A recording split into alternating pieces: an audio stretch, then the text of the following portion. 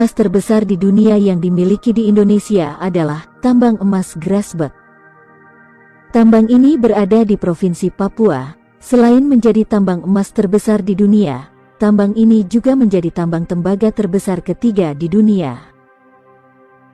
Sayangnya, tambang emas terbesar di dunia ini tidak dikelola langsung oleh pemerintah Indonesia. Hak pengelolaan area tambang Grasberg ini dimiliki oleh Freeport-McMoRan Copper and Gold dengan anak perusahaannya, PT Freeport Indonesia, yang menjadi pengelola langsung dari tambang emas ini.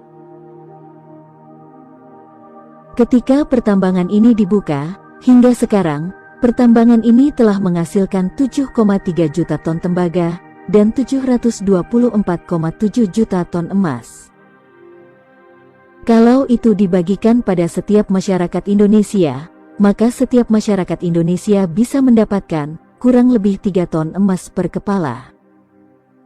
Bisa dibayangkan jika itu terjadi, semua penduduk Indonesia akan hidup dengan bergelimang harta.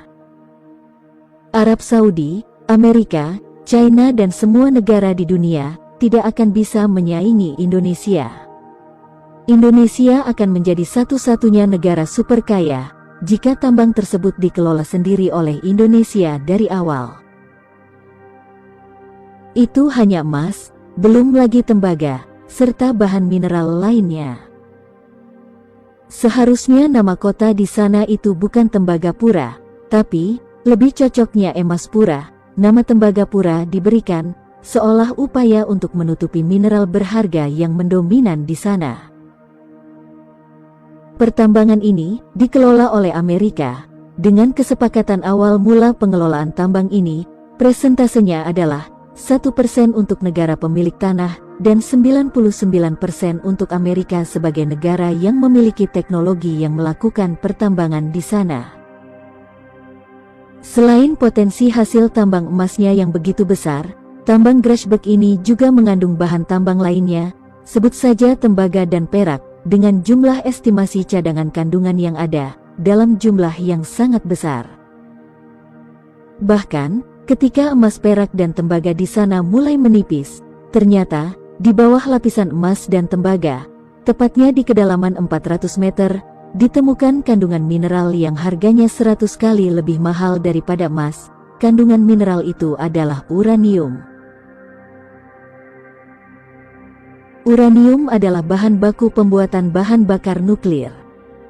Belum jelas jumlah kandungan uranium yang ditemukan di sana, tapi kabar terakhir yang beredar, menurut para ahli, kandungan uranium di sana cukup untuk membuat pembangkit listrik nuklir dengan tenaga yang dapat menerangi seluruh bumi, hanya dengan kandungan uranium di sana. Seperti yang pernah dikatakan oleh pengamat pertambangan, pada tahun 2005, Freeport sebetulnya sudah mengakui bahwa mereka menemukan uranium, meski katanya tidak signifikan. Kecurigaan ini diperkuat lagi dengan proses smelting biji tambang sebagian dibawa ke luar negeri. Jadi bisa saja ada kandungan uraniumnya. Waktu pihak dari PT Freeport dipanggil oleh DPR, mereka pernah mengakui adanya kandungan uranium, tapi katanya tidak signifikan, porsi uranium itu sangat kecil, jadi tidak ekonomis jika dilanjutkan ditambang. Ya, wajarlah mereka berkata begitu. Di dalam kontrak dengan Indonesia, mereka hanya diperbolehkan menambang emas dan tembaga. Ini akan sangat sulit bagi pemerintah Indonesia untuk membuktikannya.